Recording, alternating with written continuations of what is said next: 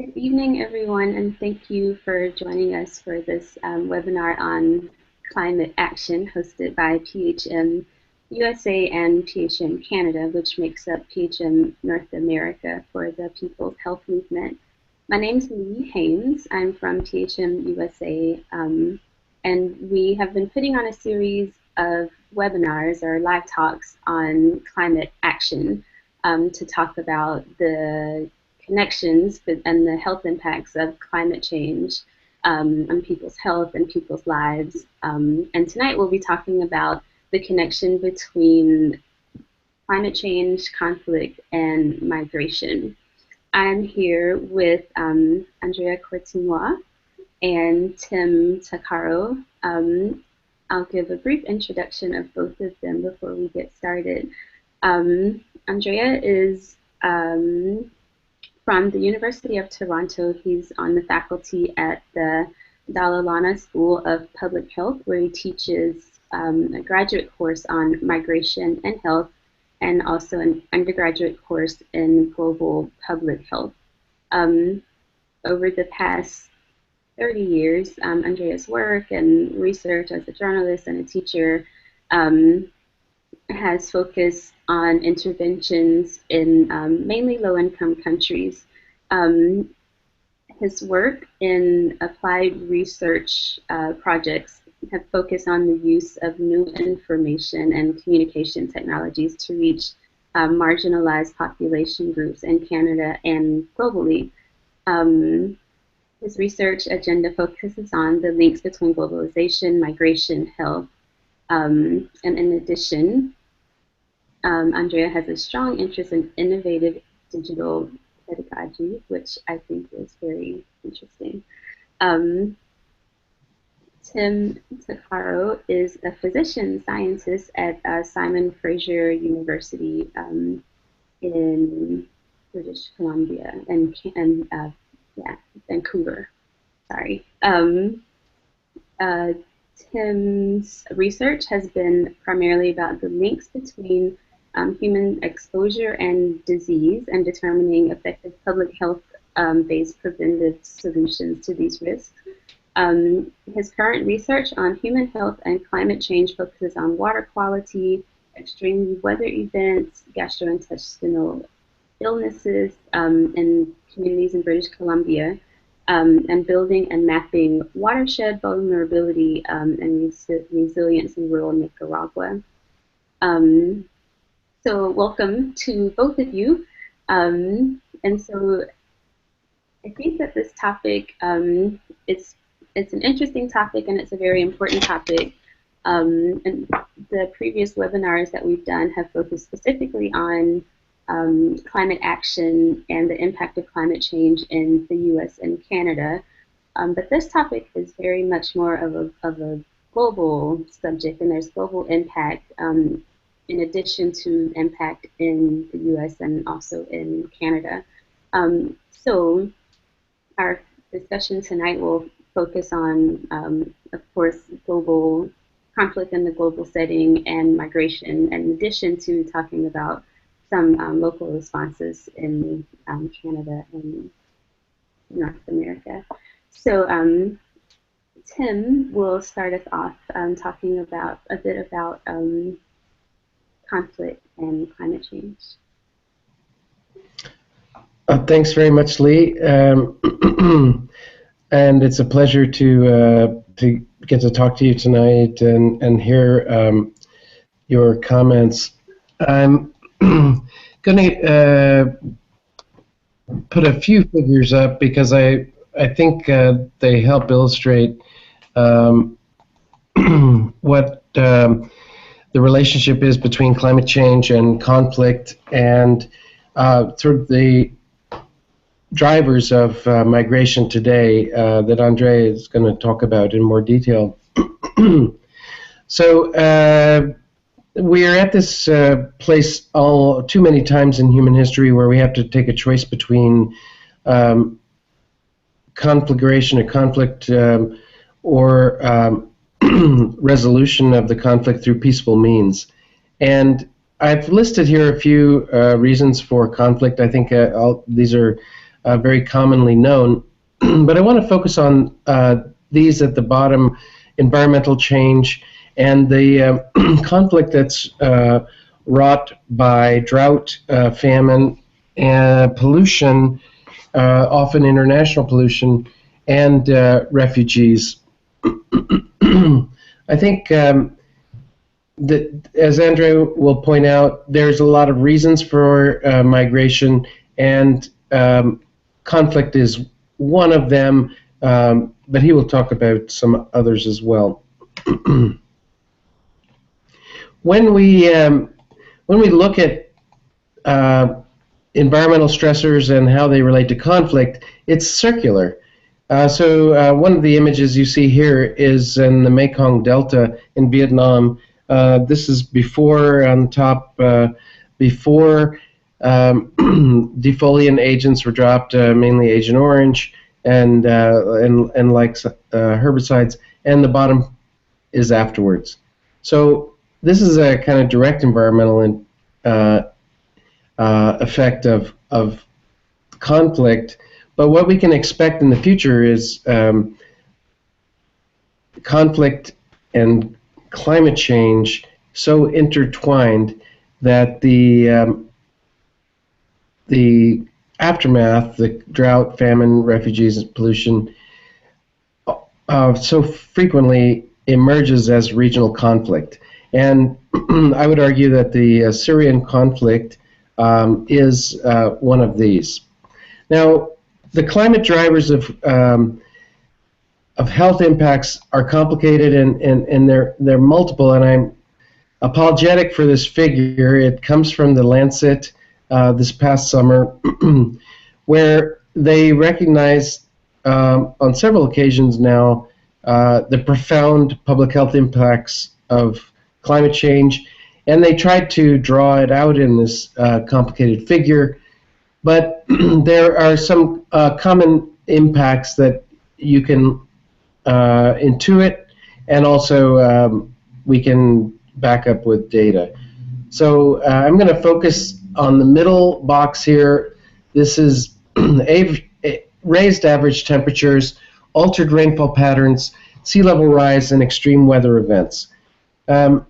These impact many aspects of human health through the hazards of floods, heat waves, droughts, and fire, and affect our food supply, affect our quality of our water, affect infectious disease patterns, and through all of these mechanisms will drive mass migration in the future, will likely drive future conflicts over the environmental resources of clean air, clean water, and food.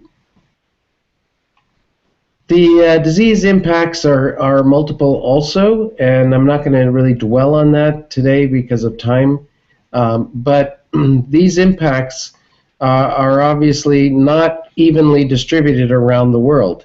They are much more impactful in the vulnerable populations around the world, those affected by already chronic malnutrition, already affected by conflict and other socioeconomic related determinants of health. So, excuse me, even in British Columbia, where we are a relative oasis from the hazards of climate change, we have many climate-related health effects, and we're seeing them today, and we know they're going to increase in the future. This little glacier, it's little now, it used to be very big. This is my favorite glacier in the province. The Illecillewaet Glacier used to be covering this picture by and large, and now you can barely see it from the same vantage point. This is one of the realities of climate change that we feel here, but climate migration is also something we realize we're going to have to face because of our position as a relative oasis in climate change world. So where will the next migration be? This is not that difficult to discern. Partly, you can just look at the current conflict. There's a lot of good evidence that the Syrian conflict is driven by climate change through drought and famine. And I'm happy to discuss that further. But there are many spots in the Middle East where climate is profoundly affecting the stability of the area. This is sort of the timeline leading up to the conflict in Syria, and you can see these many decades of drought and then an increase in refugees that further drive crisis and conflict in the region. This is nicely described in the Proceedings of National Academy of Science last year.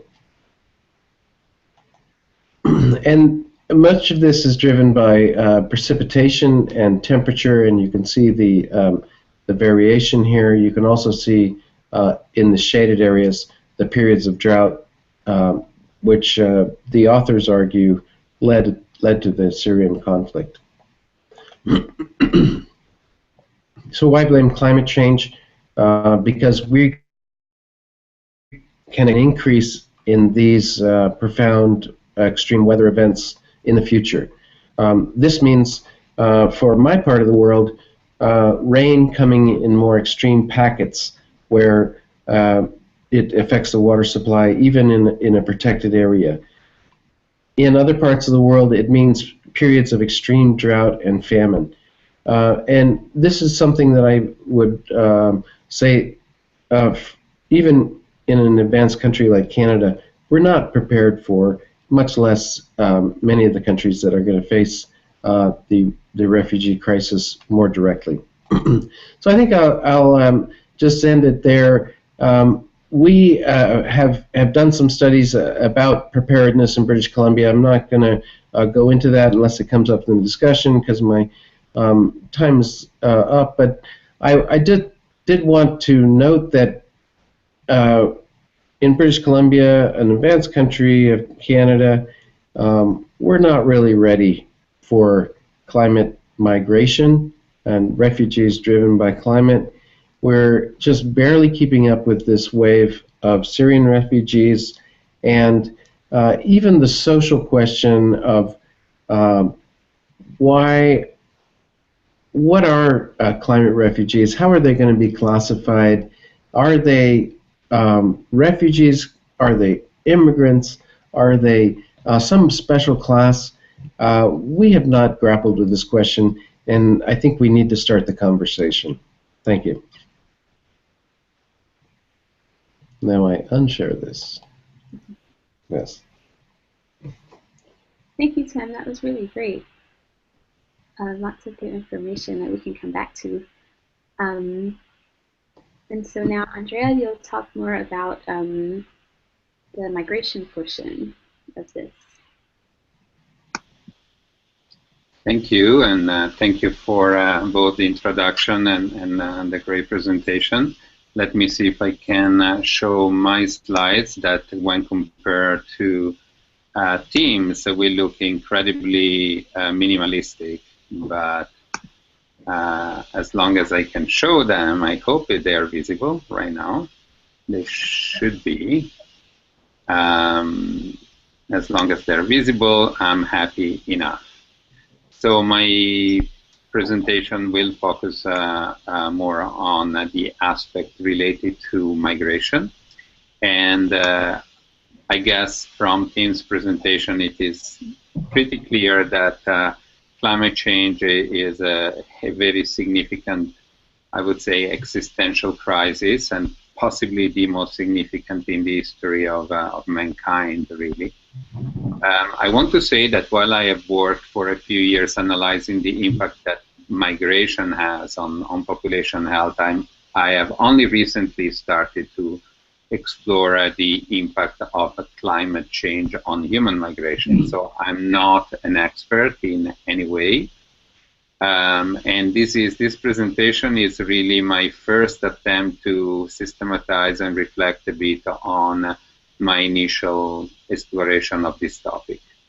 So in particular, I would like to discuss human migration as one of the many pathways through which climate change impacts human health, and focus more specifically on two central questions that I hope you can see here on the screen. Can we actually forecast in any meaningful way the quantitative impact that climate change will have on human migration, first? And second, can migration be seen really as an adaptation strategy? There are several reasons why I think that these two questions are important. So, the first starting point in terms of questions would be about whether climate change actually does induce human migration. And Tim has already suggested that this is the case. And in fact, the answer, I think, is almost certainly yes. In fact, climate-induced migration movements have already started. And we can learn about the future, at least in part, looking at the past. Natural changes in climate have impacted human migration movements globally since the very beginning of our adventure on this planet. And in the past, migration has rarely been the result of only one factor, as Tim was saying. Instead, for the most part, it has been influenced by a range of socioeconomic, cultural, institutional factors that operate in multiple scales. Some of these are anthropogenic in nature, and others are related to the environment.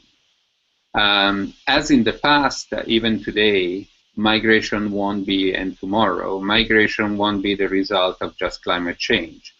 However, I think this new global stressor will interact with a myriad of other factors already forcing people to move in very significant ways.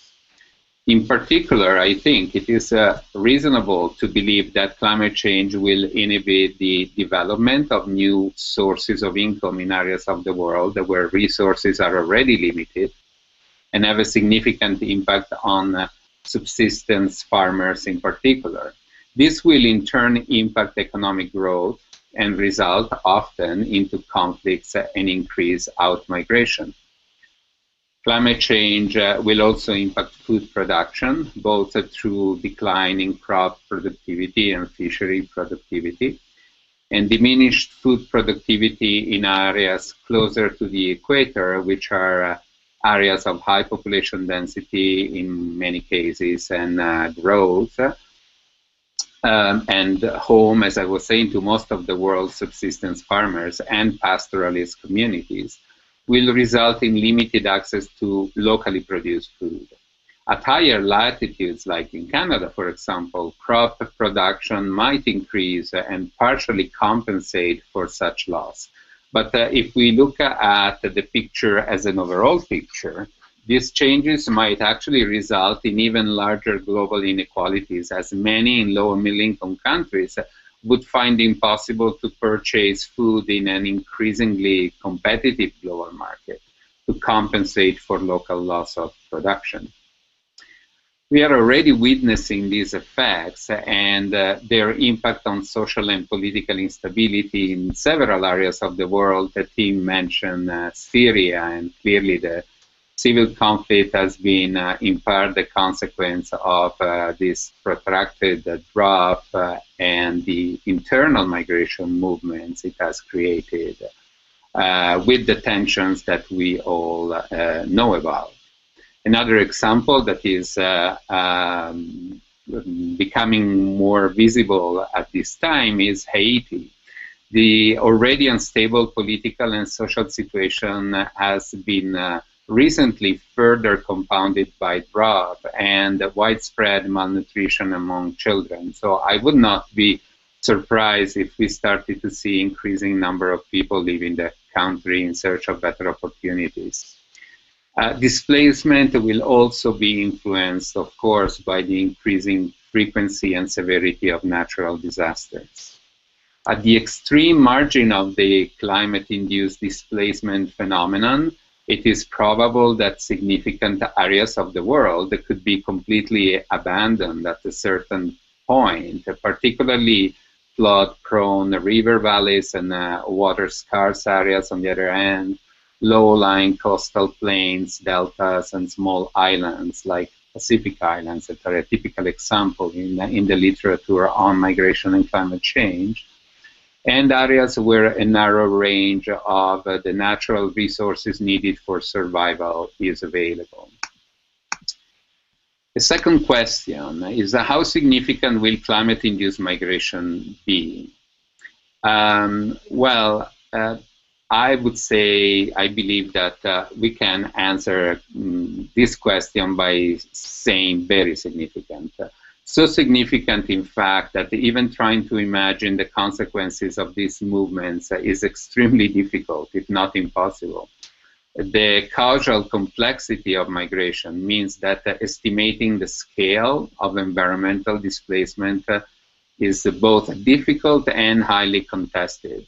There are a number of studies that suggest numbers, but the variation in these numbers is huge and goes from just a few tens of billion, just in relative terms, of course, to up to 1 billion migrants by the mid of the century. That is just 34 years from now, as you know.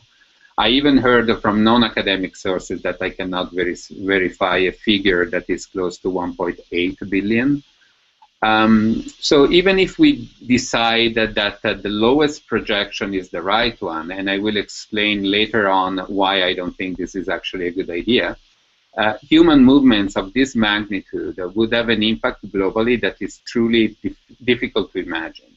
As a comparison that we are all familiar with, again, the deep social and political crises that are currently faced by the EU, the European Union, as a result of the Syrian refugee influx, are the product of the movement of just again in relative terms, a bit more than 1 million people from essentially only one country as the product of one crisis. So I think this gives an idea in terms of the scale of global impact that climate change might have on human movements.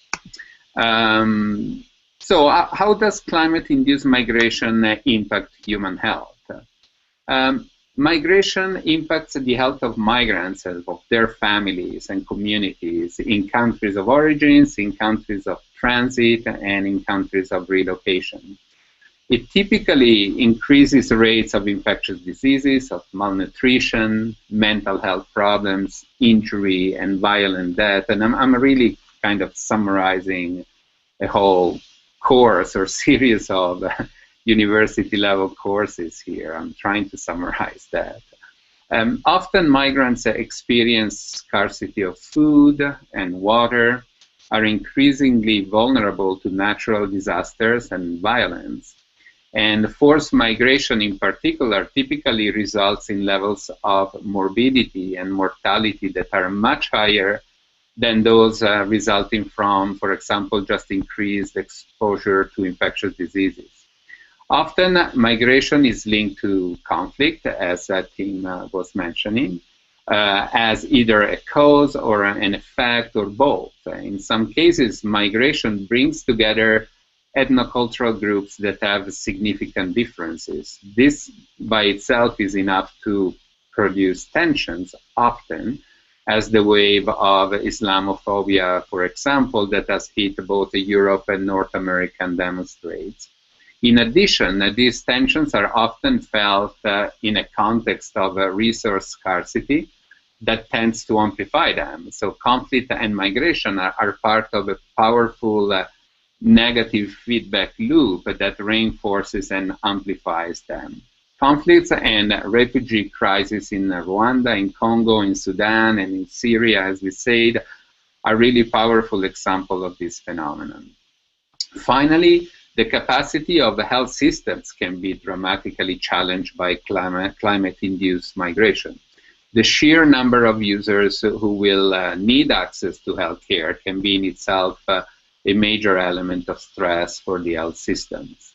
Also, reduced economic growth related to climate change, as I was mentioning before, would result in reduced financial resources available for health systems and decreased spending on the social determinants of health. Extreme weather events could also directly affect the health system infrastructure. This is, as you can understand, really what one would define as the perfect storm. As you can understand, there would be a demand increase at the same time as a diminished resources. And in some cases, particularly in low and middle income countries, this might result in the collapse of an entire health system and have catastrophic consequences for health. So, can we really forecast the impact climate change is going to have on human migration? This is my first central question of the two I have suggested.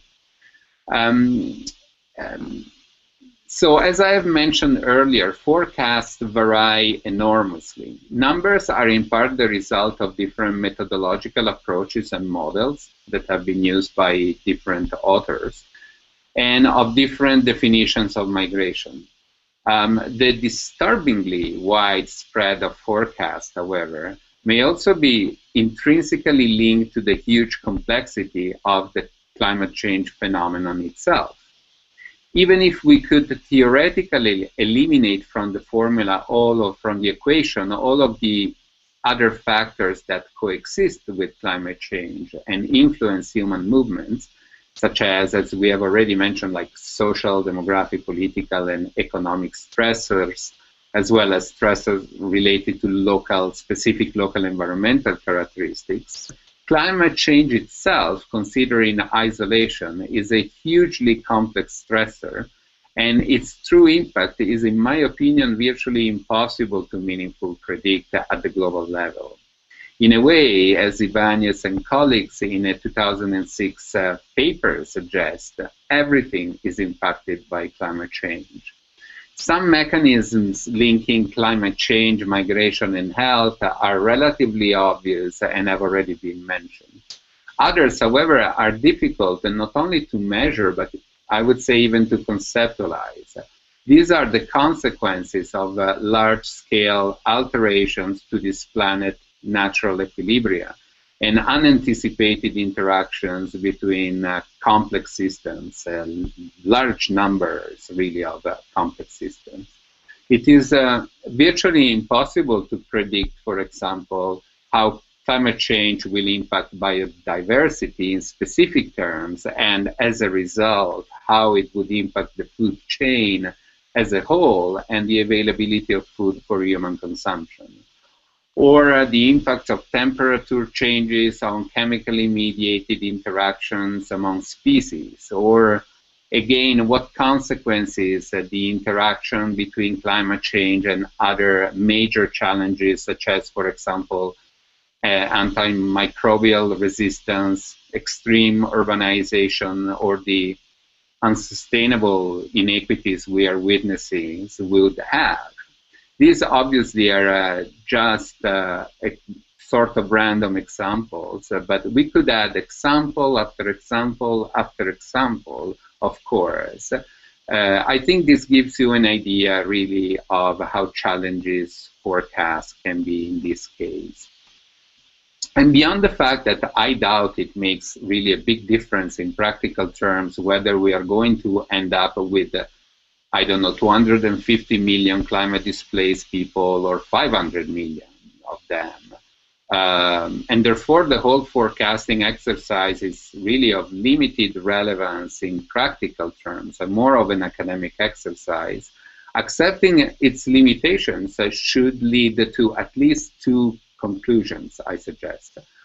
Well, first of all, that in order to maximize mankind's chances of survival, we should use as a starting point worst-case scenarios. And this is not to be pessimistic, but only by doing that, we can focus on strategies that have at least some chances of making a difference. And second, and more importantly, that the whole adaptation discourse is flawed, changes to adapt to a global phenomenon of such proportions and complexity are largely an illusion, one that takes the attention away from the only potentially useful strategy, that is mitigation. And I think this is the most important piece. In many ways, the adaptation discourse reminds me of the post-nuclear conflict survival discourse during the Cold War. Simply put, there is no survival after a global nuclear conflict. There is no possible adaptation when hundreds of millions are on the move. The second question I'm asking myself is whether migration can be considered as an adaptation strategy. And for at least a generation, the dominant, revealed, at least if not stated, global policy has been one of attempted adaptation to climate change, recommended, of course, in particular by high-income countries. It can be argued that this has been at the expense of mitigation, as I mentioned already. However, as Butler writes in a 2014 paper, in public health terms, a focus on adaptation at the cost of prevention is policy failure, especially where viable preventive policies do exist, as in the case of climate change. For example, acceleration of the rollout of clean energy. Instead, as many have observed, what has been lacking so far, at least, to advance solutions for climate change is sufficient political will. In the context of the mainstream discourse on adaptation to climate change, migration as a strategy occupies a central place, as we have seen. At least in theory, migration in a sympathetic and kind of theoretical world might be an effective method of climate change adaptation with associated health benefits. However, the success of this strategy really would depend on high levels of acceptance by all stakeholders. And history shows that humans generally react to resource scarcity with increased xenophobia and competition between groups rather than with greater integration. So we observe recent examples of this in Europe, for example, where the Syrian refugee crisis has given oxygen and voice to a number of nationalistic, xenophobic, and sometimes openly racist political organizations, almost all over Europe, I would say. And even in Canada and the US, where the number of arriving Syrian refugees are in comparison ridiculously insignificant, we have witnessed a resurgence of xenophobic sentiments, which are, for example, impacting the American presidential campaign. And even a few sad, if isolated, likely episodes of violent racism. In addition, we should ask ourselves what the specific characteristics of climate-induced migrations are. Who does migrate and where? Migration, especially to international destinations, is more plausible for those who are better off and better educated. As in all other types of migration fluxes, the last ones in society are left behind. Not only they are left behind, but they are also paying for those who leave. In fact, in societies or communities where wealth and education are highly concentrated, the departure or even a very small proportion of the population can significantly diminish the overall social capital of a community. Let me give you an example that is very close to home. A participant at a recent workshop I attended on these topics suggested that wealthy Chinese citizens who buy high-end real estate properties in urban areas such as Vancouver, Toronto, or New York, and others, could be considered climate refugees, as they are probably doing so with the intention, at least in part, with the intention to take their families, their children in particular, far from the dangerous levels of air pollution that we have recently witnessed in large Chinese metropolitan areas. In my opinion, while this can in fact be seen as a form of climate displacement, it is also a really clear and powerful example of the contradictions that are intrinsic to the vision of migration as a generalized adaptation strategy. Quite probably, these wealthy refugees are at the same time the economic winners of the development model chosen by China, and the only ones who can subtract themselves to the environmental costs of that model. The second issue is about the most plausible destinations for climate refugees. Even in scenarios of a very severe climate change, the vast majority of refugees will probably move over relatively short distances, remaining within their own country or moving to bordering ones. Most of these movements will actually be within low and middle income countries, and a significant percentage will be from rural areas to urban areas. The net results of this movement will be increased stress over the already limited economic opportunities and infrastructure of those countries, similarly to what has been happening over the past decade in places like Syria. And also the already fragile economies, health systems, and even entire sectors such as education would be severely compromised by these movements and could in some cases essentially collapse. Can this be considered adaptation? I'm not sure.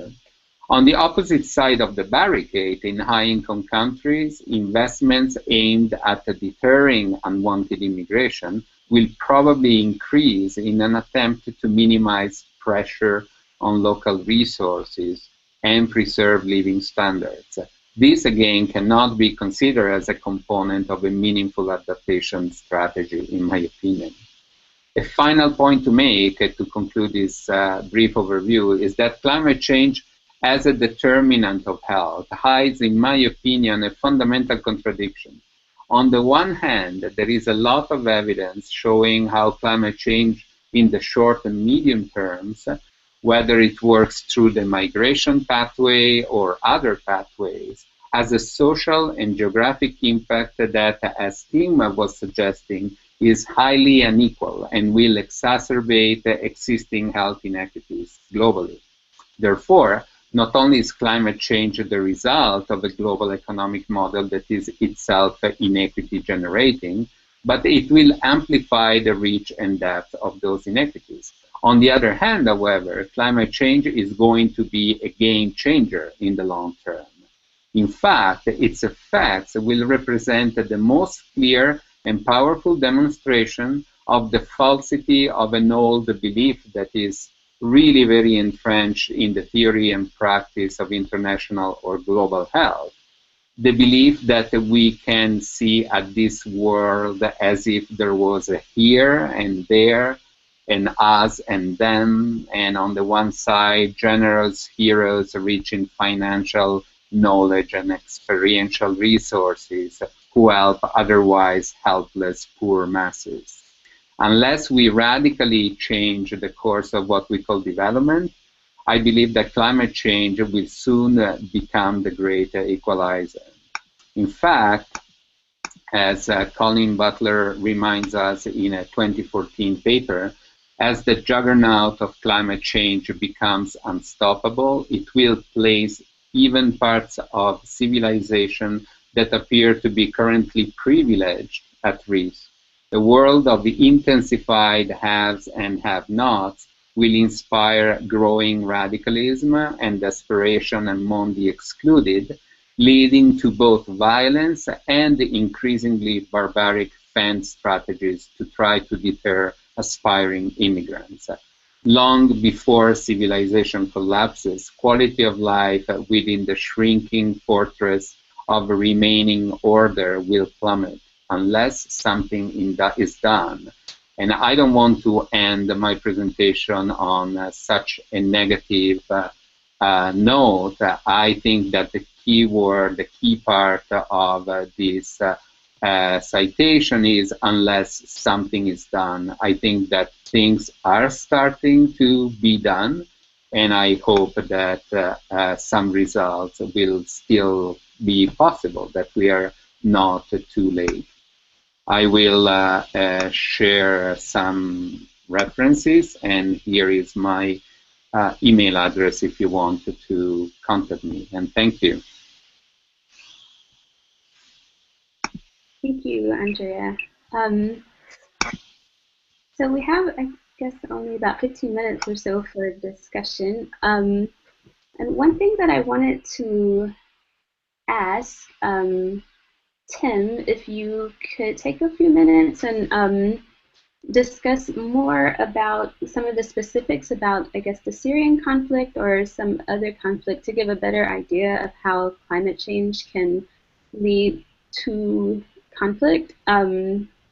Because recently, one of the US presidential candidates was criticized for making the connection between climate change and the conflict in Syria. And a lot of the media criticized him for saying that as if he was saying a lot of the other contributors weren't as important as climate change. But I don't think, I mean, I'm sure that's not what he was saying, but it seemed that people seemed to kind of blow off the idea that climate change couldn't have led to such a conflict. So I wonder if you maybe could talk some about how, you know, the connection between a particular conflict and climate change, just to give us a better idea of how that happens.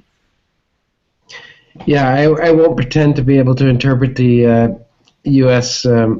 Presidential race because it's baffling, even though I spent all my life in the United States until 10 years ago. But in terms of the conflict change, it is driven by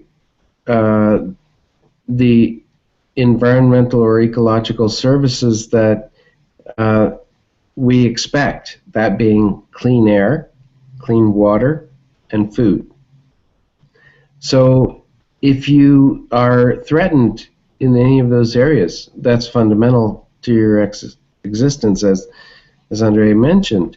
And in the conflict in Syria, for example, I showed that graph where there had been a series of droughts which forced the agricultural community to move closer to cities because they couldn't produce food on the land.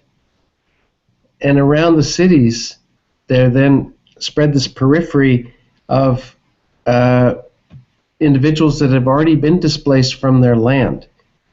And it's very unstable. There's no jobs. There's virtually no economy. And that instability, driven by the inability for the land to produce food anymore, is something that we can see in many parts of the world. In fact, if you examine almost every large continent in the middle, it's drying out. The soil moisture is going down. The ability to produce food is going down. Mexico is a great example. Lots of sub-Saharan Africa. These continuing droughts are driving farmers off the land. Where do they go? They go to the cities. Those cities are not able to accept them in terms of their housing complement and services. And so they're on the periphery. It's a great hotbed for unrest. And this is what Kelsey and colleagues argue in their Proceedings of the National Academy of Sciences article in, last year, that periphery of the city provided a population for unrest that was driven by their inability to produce food any longer on the land that they occupied for generations. That's the trend that is pushing this conflict in the Middle East. I could go back to my slides there and show another shot that it demonstrates how the soil moisture is decreasing over time in this region that used to be the Fertile Crescent. And even there, people are being driven off the land and to desperation. That's what drives conflict. Thank you. And then a follow-up question, thinking about the health consequences, because I mean, I think for people like me, there's obvious health consequences of conflict and just injury and mental health trauma. But are there other health consequences that don't get talked about so much that maybe, excuse me, that you could talk about or mention? Sure, and I would draw on my experience in Iraq for this, because Iraq is a country that is, of course, marginal in terms of water. They have the Tigris and the Euphrates and a few other major rivers, but it's very water stressed, like much of the Middle East. And there, the conflict in Iraq initiated with the Bush government, the first Bush government, destroying the infrastructure of Iraq. That would mean their water filtration capabilities, their sewage treatment capabilities, their healthcare facilities.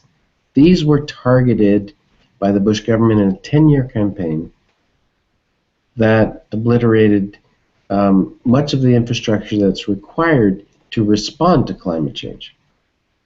So here's an example of a country that's already marginalized. The conflict makes it worse, and then here's a Western power that's targeting the infrastructure that would provide any possible adaptation to the climate stresses.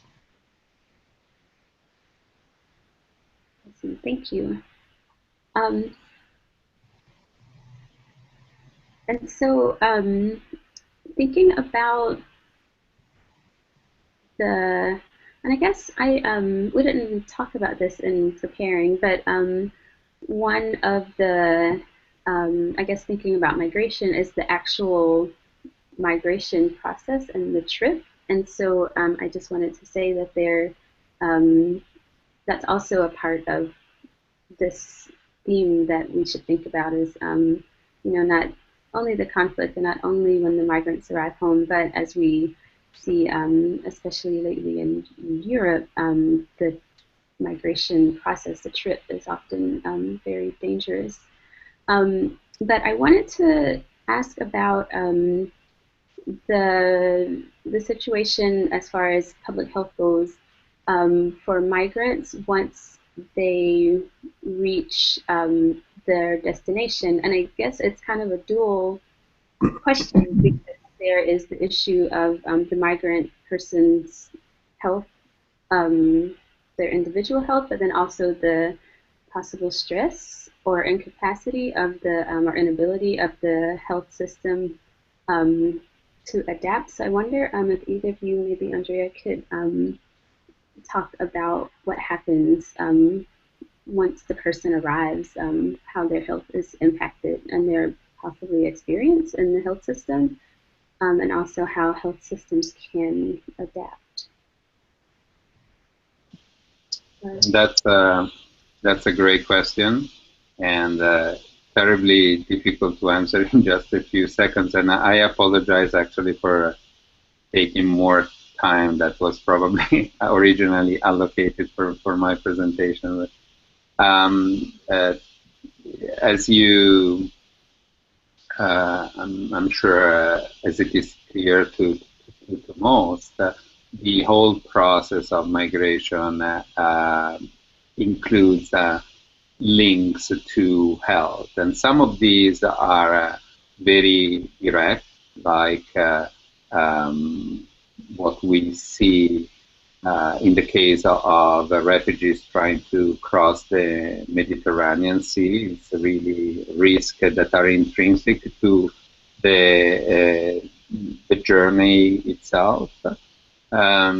Others are related to the experience that migrants and refugees had before leaving their countries of origin.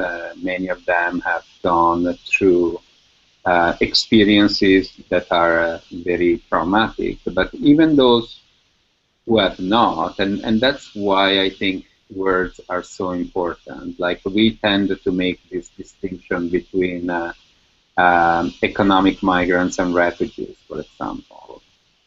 I don't like that distinction. It's really functional to a system of powers that needs clear categories to manage migration fluxes, right? But where can you really draw the line between somebody who leaves because of, let's say, political persecution and somebody who leaves because he or she has just no chance of surviving from an essential economic viewpoint in the place where he or she lives.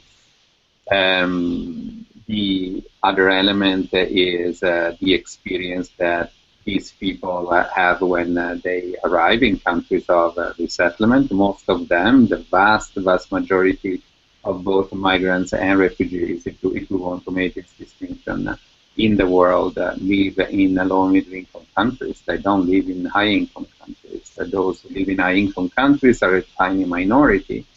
And even in that case, they face a lot of challenges that are quite obvious, I would say. There is a big, often a big gap between their needs, their expectations, their understanding of what health is all about, and the way in which health systems work in countries of resettlement. And I'll give you one example that I use often because I think it shows how subtle these things can become and dangerous, because the big things like language and food, that the big cultural things are so much into your face that you know what they are, right? But the little things, those are the ones that are difficult to identify. So during a study I was conducting a few years ago, I interviewed a few women from mainly Latin America, who asked me, two of them asked me separately, they didn't know each other, so those were completely separate, the same question asked by people who had no relationship with each other, asked me, if I'm not a physician, and if I don't have a relative who is a physician, how can I have a family doctor? Which sounds kind of absurd to, well, maybe it's like a bad joke for Canadians who have problems finding a family doctor, right? But that's because in their culture, there is no concept of family doctor. So their interpretation of family doctor was a doctor in the family.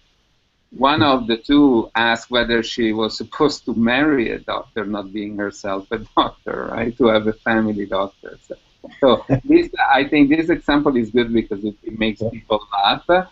It's also interesting because usually when I share this example here in Canada, at the very beginning, people don't even understand what I'm talking about, because to a Canadian, family doctor is such an obvious concept that you don't think that it could be interpreted in a different way. But because of that, it is, I think, a powerful example. And given that my presentation was a little bit dramatic in a way, at least a smile is a good contribution at this time. A lot of these problems are also very clearly and closely related to issues of definitions and discourse. I won't get into that because it would take another 20 minutes. But like, for example, there is a really interesting analysis developed by Pelli, who is a professor at the University of Lausanne in Switzerland on the discourse around climate-induced displacement and whether these people should be called climate refugees or climate migrants. And neither of these two terms is perfect, but they really suggest a very, very different way of looking at things. And climate refugees has a lot of negative connotations because it's disempowering. It's this idea of people, who are poor victims and live on a tiny island in the Pacific that is disappearing and so on. But there is a more serious, I think, level there. That is that the whole discourse is moving from a field that I understand is your field of interest of international law and human rights to a field of I would say the individual responses to climate change and entrepreneurial solutions in terms of what adaptation means. So instead of seeing this the issue of climate migration as part of the huge unpayable debt that high-income countries have towards low-income countries, and in terms of human rights and international law, as I was saying, this is seen. Climate migration becomes part of a discourse that interprets it as such an adaptation strategy.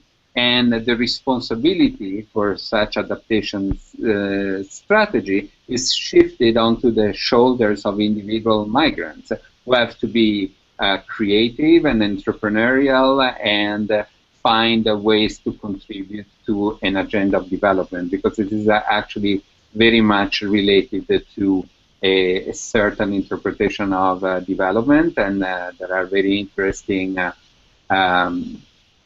examples of this in literature from the World Bank and from the International Organization for Migration and UNHCR and others. This is a very, very dangerous, I think, way of going. In 2011, there was a report published in the UK, the Foresight report on climate change and migration, that essentially say that climate change could actually become in the future a competitive advantage for the United Kingdom, as it is likely to be environmentally attractive. The United Kingdom would become environmentally attractive to those with skills and resources looking to migrate away from environmentally challenged areas. This in terms of problems like skills shortage and demographic deficit. So this kind of language gives me goosebumps, but there are a lot of academics and policymakers who actually follow that line. Thanks. So I kind of wanted to, and we're a little over time, and I hope both of you don't mind staying for a few extra minutes. But I did want to make sure that we talked about what we can do, or what is being done or not being done as far as a response, especially, I guess, in the policy arena. I just wanted to mention there was an article in The Guardian back in August. I don't know, it was just an opinion piece, if either of you saw it, but the woman criticized, at least in Europe, the description or characterization of the current wave of migration as a crisis, and she said that it's not a crisis that you kind of handle and fix right now. It will become the new normal, migration, and this level of migration as climate change continues and gets worse. And Tim previously said, at least alluded to preparedness, and how at least British Columbia isn't prepared or responding well to migrants that are coming now. So, I wonder, Tim and Andrea both, if either of you can speak to any of the response, and maybe where it's failing, and also if you have any ideas or suggestions of the direction that it should go. Well, I do have to go pretty soon here, but I'm definitely British Columbia and Canada in general is not prepared for a large influx of climate migrants, and the fact that we have not figured out what to call people who are forced to leave their homes due to climate change is a perfect a simile for this, because we're not ready as a society to face the kind of numbers that Andre described. And I'm not even sure that we're ready. The hardware and the facility, that's one thing. Like, how many extra homes do we have? How much extra healthcare do we have? How much other services required do we have? There's that. But then there is also the societal acceptance, and it's just very curious to me that my home country is one of the richest countries in the world and has been unable to get a policy through to even accept a proportionate number of Syrian refugees, much less any refugees not created by that country's own militaristic policies. So for the, the United States, a large portion of the electorate doesn't even accept that humans contribute to climate change. Start with that. So the acceptance that we could have some responsibility for these millions of people that are being displaced because of climate change, that's not even on the radar screen for a lot of the electorate in the United States. So in that kind of world, what do we need to do? Well, we need to step up and say, all the countries that have been burning fossil fuels way disproportionate to the rest of the world contributed to the problem. They're responsible for helping solve the problem.